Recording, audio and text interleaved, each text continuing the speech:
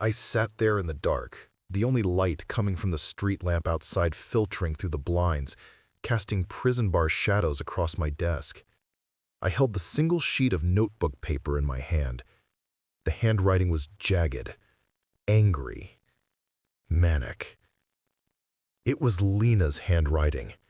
I had spent 2 years fighting her. I had spent 2 years exposing her affairs, her forgeries, her financial crimes. I thought I had seen the bottom of the abyss. I thought finding out that 7 of my children weren't mine was the end of the world. I thought finding out she forged the test for Jace to make me abandon him was the peak of her evil. But this was a whole new universe of pain. I looked at the stapled document attached to the letter. Subject 1. Lyric, last name. Subject 2. Dre, last name. Probability of paternity, 0.00%. I read the handwritten scrawl again. I didn't forge this one, Dre. The DNA doesn't match because she isn't yours, but she isn't mine either. My stomach turned inside out. I felt like I was falling. Lyric, my 4-year-old? The girl I fought for, the girl I built my new life around. She wasn't an affair baby. She wasn't a mistake. She was stolen. Lena didn't just cheat. She didn't just lie. She didn't just steal money. She stole another woman's newborn baby from a hospital nursery and brought it home to me just to secure a paycheck. She looked me in the eye for 4 years and let me raise a stranger's child, while my real flesh and blood was out there somewhere, living a life I knew nothing about. To understand the sheer magnitude of this crime, we have to go back. We have to go back 4 years to the night Lyric was born. I remember it vividly. It was raining. I was pacing the hallway of the maternity ward, nervously checking my watch, waiting for the nurse to tell me I could come in. I thought I was being kept out because of a sterile procedure. I thought I was waiting for my daughter to be cleaned up. I wasn't waiting for a procedure. I was waiting for a transaction. Based on the confession letter and the investigation that followed, here is what actually happened in room 304 while I was buying a celebratory cigar in the gift shop. Lena went into labor. It was fast, chaotic. She was high on pain meds, paranoid, and spiraling. She had convinced herself that this baby, her anchor, the one she conceived to trap me, wouldn't look like me. She had convinced herself that the baby would come out looking like the personal trainer she had been seeing on the side.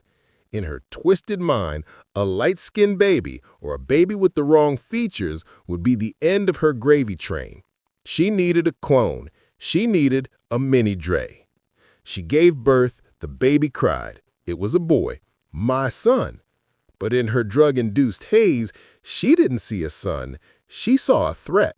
She saw a baby that, to her panicked eyes, looked too light. She rejected him. She literally pushed him away.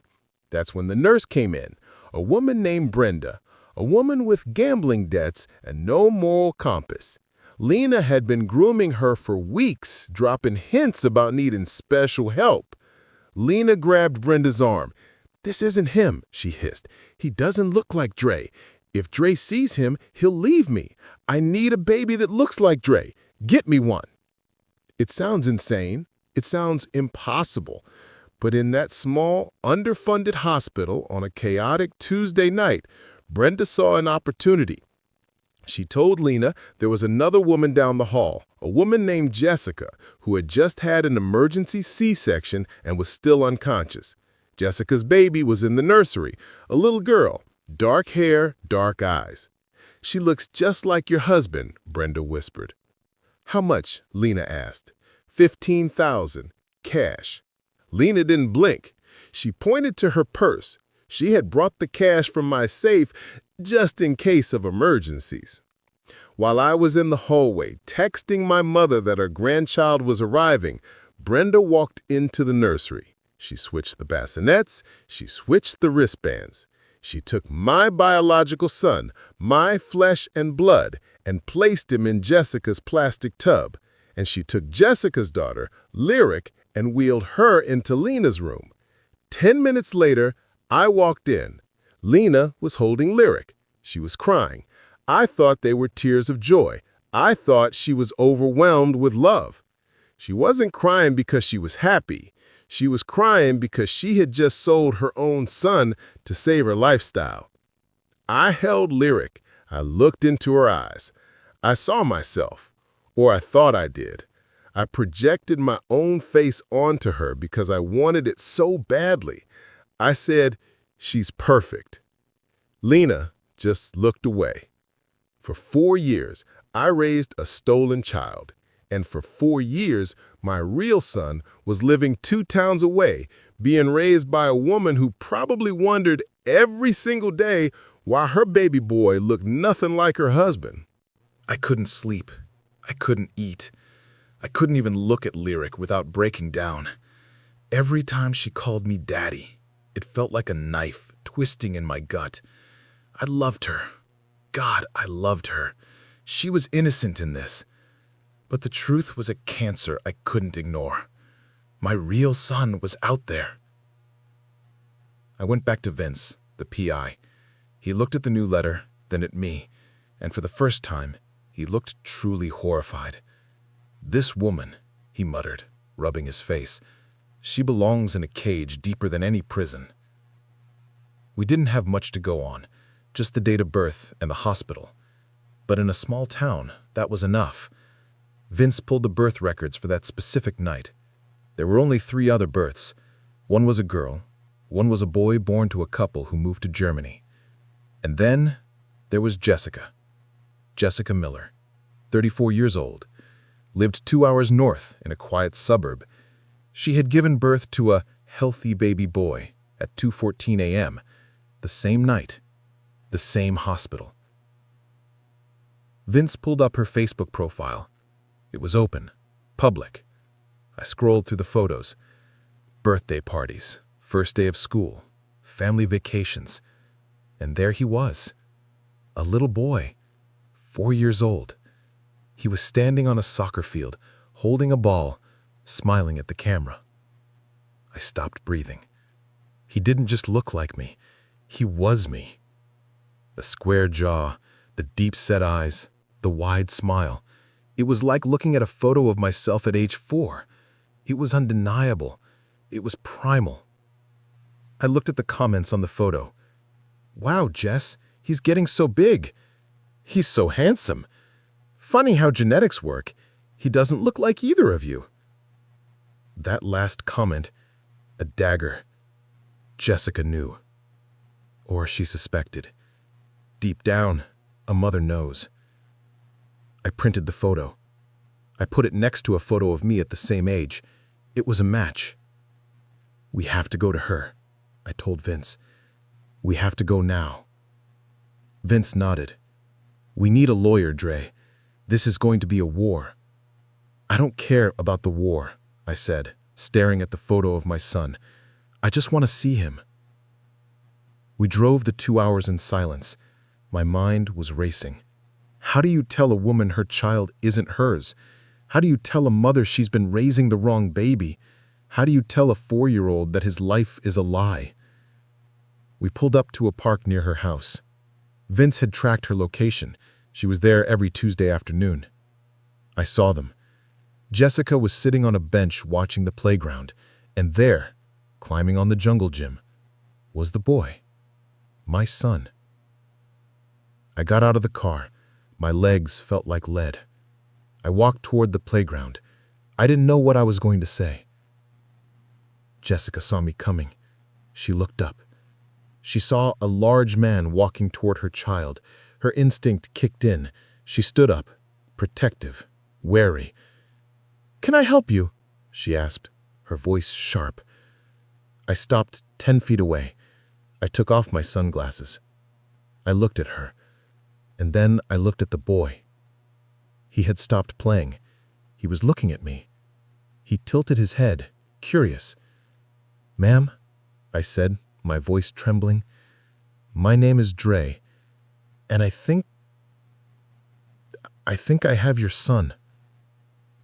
Jessica froze. She looked at me. She looked at my face. Then she looked at the boy, and then back at me. The realization hit her like a physical blow. She didn't scream. She didn't run. She just covered her mouth with her hand, her eyes wide with a terror that only a mother can feel. "Oh my God," she whispered. "Oh my God." I knew it. The silence between us was heavier than the humid air. Jessica was shaking, her hand covering her mouth, her eyes darting between me and the boy on the slide. "I knew," she choked out, tears instantly spilling over. "Deep down, I knew. My husband, he has blonde hair. I have fair skin. And Leo came out with those dark eyes, that bone structure. Everyone made jokes. They said genes skip a generation. They said he must have a distant ancestor. But I looked at him and I felt like I was looking at a stranger." She took a step closer to me, searching my face. "You're him. You're the father. He has your chin. He has your walk." "And you," I said, my voice thick with emotion, "you are the mother of the little girl I've been raising for 4 years." I turned back to the parking lot and waved my hand. The back door of my truck opened. Kayla stepped out, holding Lyric's hand. They walked toward us slowly. Lyric was wearing her favorite pink dress, holding a stuffed bunny. She looked curious, happy, completely unaware that her world was about to collide with the truth. Jessica followed my gaze. She saw Lyric. I watched a mother recognize her child for the first time in 4 years. It wasn't a scream. It was a gasp, a sharp intake of breath that sounded like she had been drowning and finally broke the surface. She grabbed the back of the park bench to steady herself. "She looks like my mother," she whispered, tears streaming down her face. "Oh my God, she looks exactly like my mother." At that moment, the boy, Leo, jumped off the swing. He looked around, saw Jessica crying, and ran over. But he didn't run to her. He stopped in front of me. I froze. I stood there, 6'3", a stranger to this child. But Leo looked up at me with those deep, dark eyes, my eyes. And he didn't look scared. He tilted his head, a gesture I do when I'm thinking. Then he did something that defied logic. He reached out and wrapped his little arms around my leg. He buried his face in my jeans. I stopped breathing. It was like an electric current shot through my body. The DNA pole, the biological tether that Lena tried to sever with a pair of scissors and a stack of cash, it was still there. He knew. His soul recognized mine before his brain even could. I knelt down. I was weeping openly now, right there in the middle of the playground. I wrapped my arms around him. He smelled like grass and baby shampoo. He felt solid. He felt real. "Hi," I whispered into his hair. "Hi there." "Hi," he said, pulling back to look at me. "You're big." "Yeah, I am. You're pretty big too." Jessica was on her knees now, right in front of Lyric. Lyric looked at this crying woman, confused. "Hi, sweetie," she sobbed, reaching out a trembling hand to touch Lyric's cheek. "You're so beautiful." Lyric looked at me for reassurance. "Daddy, who is she?" That question broke me. Daddy. She was calling me Daddy while her real mother was kneeling in front of her, and my real son was hugging my leg, calling another man Dad at home. It was a tragedy of Shakespearean proportions. 2 families twisted together by one woman's greed. We stood there in that park, a father holding his son, a mother holding her daughter, trying to bridge the gap of 4 stolen years. We have to fix this, Jessica said, standing up and wiping her face with a fierce determination. We have to fix what she did. We will, I promised, holding Leo's hand. But first, we need to prove it to the world. We need to make sure she never hurts anyone ever again. The park meeting was emotional, but the law requires science. We didn't wait. We went straight to the courthouse, filed an emergency motion, and had court-ordered DNA tests done the next morning. 3 days later, we were in a sterile conference room. Me, Kayla, Jessica, and her husband Paul, a good man who looked completely shell-shocked. The lawyer opened the envelope. He didn't drag it out. Test 1. Child Lyric versus Mother Jessica Miller. Result: 99.99% inclusion.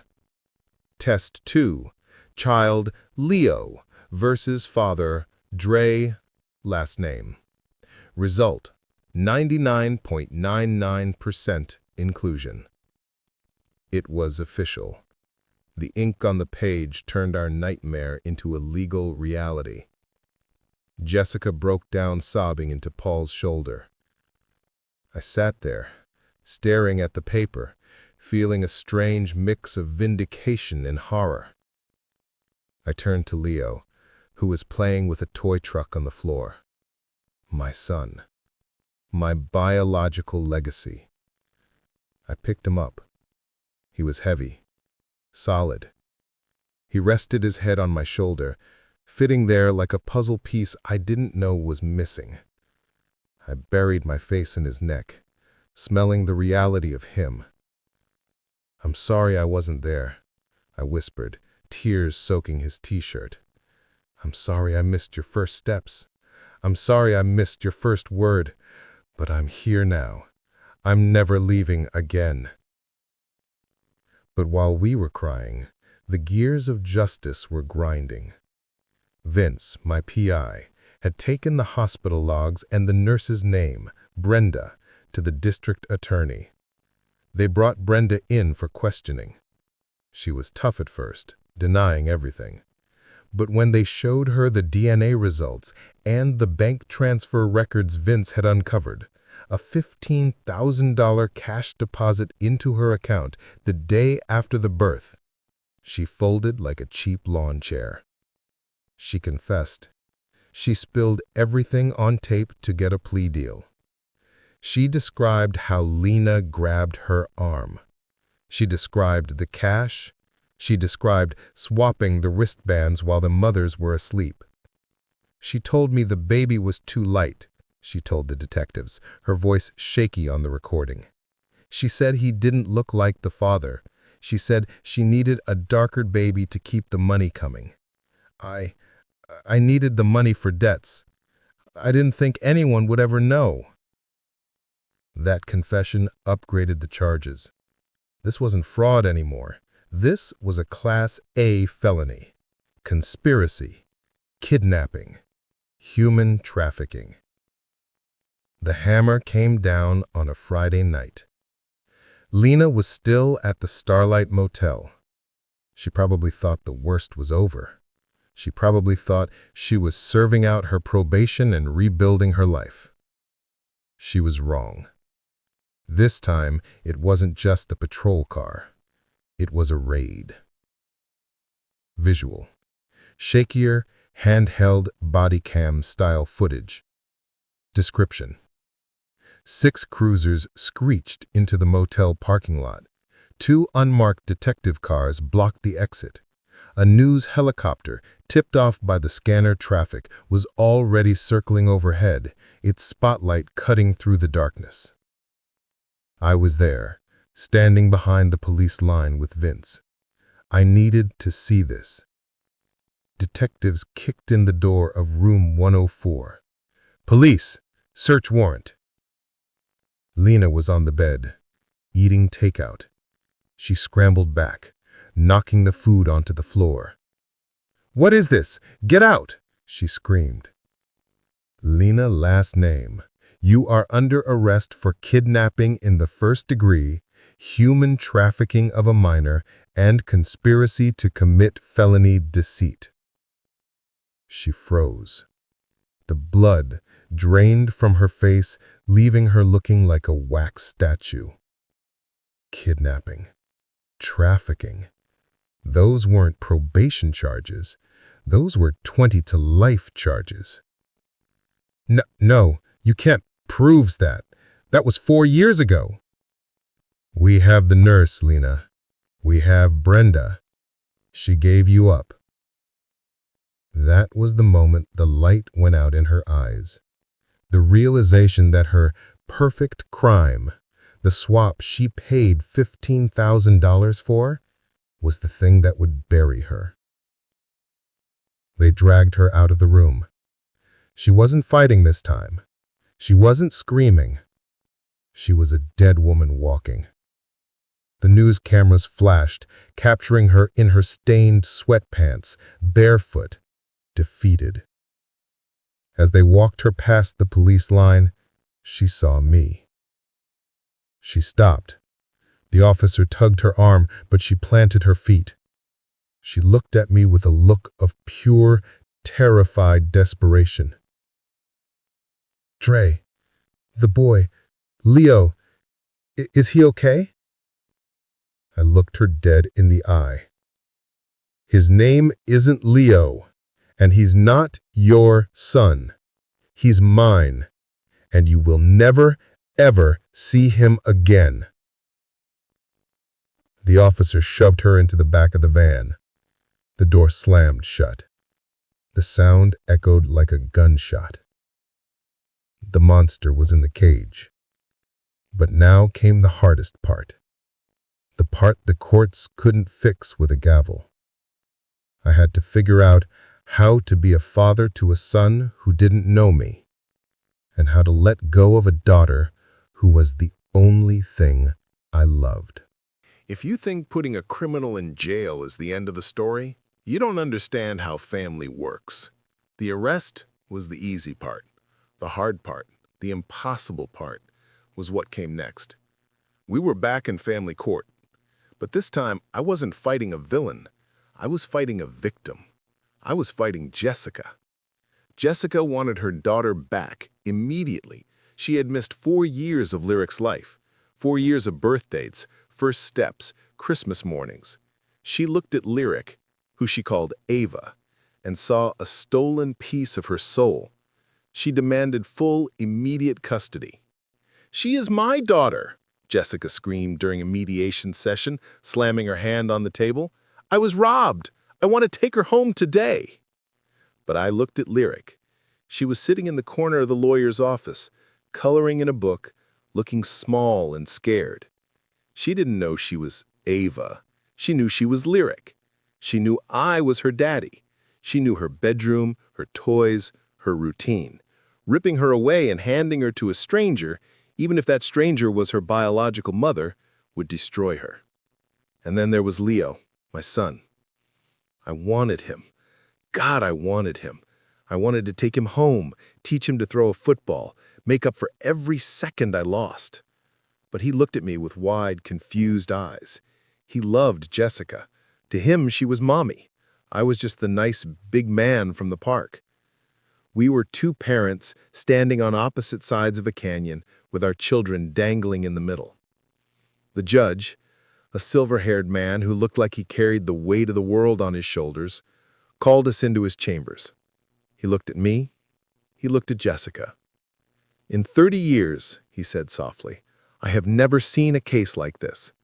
There is no precedent for baby swapped at birth by criminal conspiracy." He took off his glasses and rubbed his eyes. "If I follow the strict letter of the law, biology rules. Mr. Dre gets the boy, Mrs. Jessica gets the girl. Immediate swap."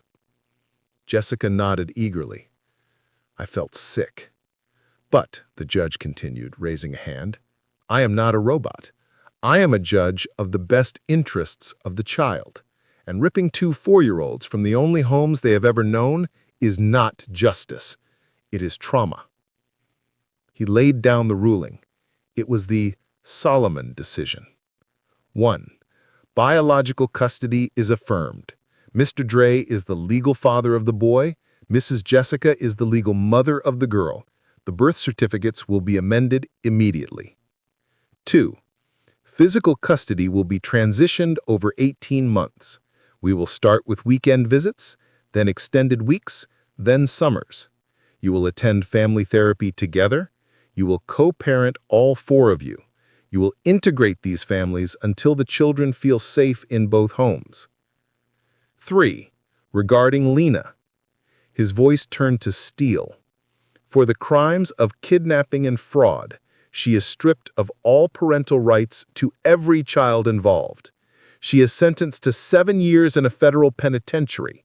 She will never see these children again until they are legal adults and choose to find her.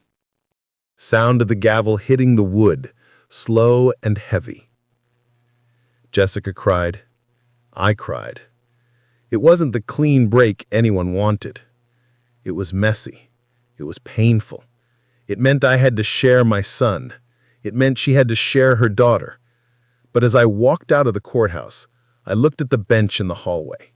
Lyric and Leo were sitting there. They were sharing a bag of goldfish crackers. Lyric whispered something to Leo, and he laughed, a sound that was identical to my own laugh. They were already brother and sister. They just didn't know it yet. We weren't 2 broken families anymore. We were one giant, messy, healing patchwork quilt. Time is the only thing that heals a wound this deep. We didn't rush it. We took the judge's orders seriously. The first year was hard. There were tantrums. There were nights when Leo cried for his mommy Jessica while sleeping in his new room at my house. There were days when Lyric refused to let go of my leg when I tried to drop her off at Jessica's. We spent thousands on therapy. We spent hours on group phone calls. But slowly, painfully, the jagged edges started to smooth out. Leo started calling me Dad. The first time he said it, casually asking for juice, I had to leave the room to cry. He loved working on Phoenix Builders sites with me. He had a natural eye for structure, just like I did. Lyric blossomed with Jessica. She finally had a mother who looked like her, who understood her in a way Lena never could. Jessica braided her hair, taught her to paint, and loved her fiercely. We became a tribe. Every Saturday we had a joint barbecue.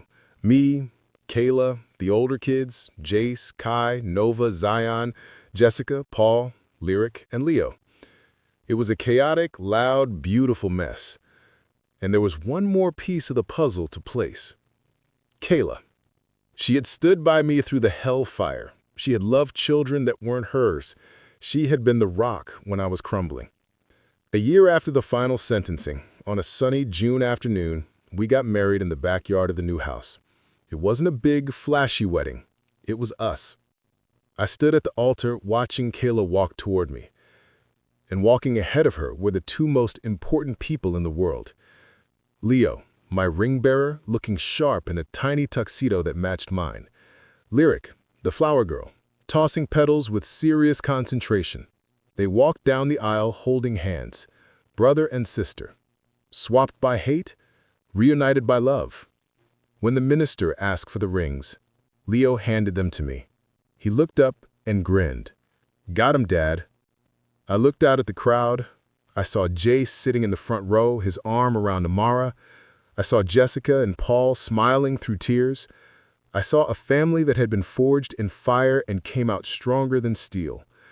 I kissed my bride, and for the first time in forever, I wasn't looking over my shoulder. I wasn't waiting for the other shoe to drop. The war was over. But the ghost of the war still had a voice. A week after the wedding, my phone rang. Unknown number. Collect call from the State Women's Correctional Facility. It was Lena. I accepted the call. I put it on speakerphone so Kayla could hear. Dre. Her voice sounded hollow, broken. The arrogance was gone. I heard you got married. I did, I said, my voice steady. To a woman who knows what the truth means. I'm sorry, she sobbed. I know it doesn't matter now, but I sit in this cell every day and I think about them. I think about Lyric. I think about... The boy. Do they ask about me? I looked across the living room. Leo was building a Lego tower. Lyric was helping him. They were laughing. They were happy. No, Lena, I said honestly. They don't. There was a long silence on the line, just the sound of her jagged breathing. Can I? She hesitated. Can I just hear his voice? Just once, please, Dre. He's my son. I gave birth to him. I felt a flash of anger, but then pity. She was a mother who sold her child. This was her punishment. Hang on, I said. I walked over to Leo. Hey, bud. There's someone on the phone who wants to say hi. Leo looked up, distracted. Who is it? It's the lady from before. Lena. Leo's face scrunched up. He didn't look scared. He just looked indifferent. He took the phone. Hello? Leo. Baby. It's Mommy. It's Mommy Lena. I miss you so much. I love you, baby. Leo listened. He paused for a second, looking at the Legos in his hand. You're not my mommy, he said simply, with the brutal honesty of a 5-year-old. Jessica is my mommy, and Kayla is my mommy. You're the lady who went away. He handed the phone back to me and went back to his tower. I put the phone to my ear. All I could hear was sobbing, gut-wrenching, animalistic sobbing. The sound of a woman realizing that she was truly, utterly erased. Goodbye, Lena. I hung up. I walked back to the window and looked out at the yard. The sun was setting. The nightmare was finally behind us. I turned the camera on one last time. I looked directly into the lens. I said, my voice low and serious. If there is one thing I learned from this, it's that trust is good, but truth is better. If you have a doubt, test. If you have a feeling, verify. The truth might hurt you. It might break your heart. But a lie will destroy your soul. This was a true story. Names were changed, but the DNA was real.